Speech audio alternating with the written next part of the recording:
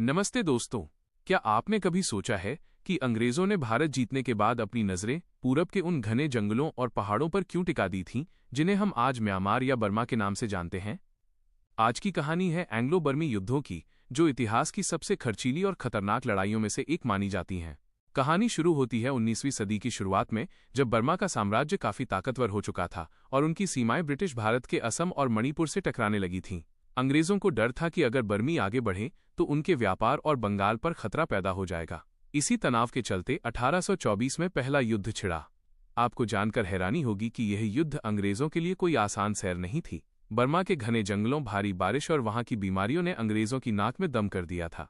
हालांकि अपनी मॉडर्न तोपों और जहाजों के दम पर अंग्रेज जीत तो गए, लेकिन उन्हें इसकी बहुत भारी कीमत चुकानी पड़ी। इसके बाद भी बात यहीं खत्म नहीं हुई।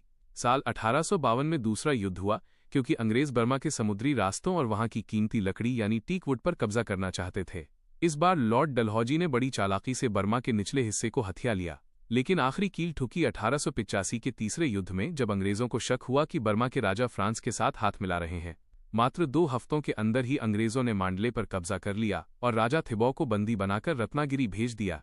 इस तरह एक पूरा स्वतंत्र साम्राज्य ब्रिटिश राज का हिस्सा बन गया। इन युद्धों ने न केवल बर्मा की आज़ादी छीनी, बल्कि भारत की अर्थव्यवस्था पर भी भारी बोझ डाला, क्योंकि इन लड़ाइयों का सारा खर्च भारतीय खजाने से ही वसूला गया था।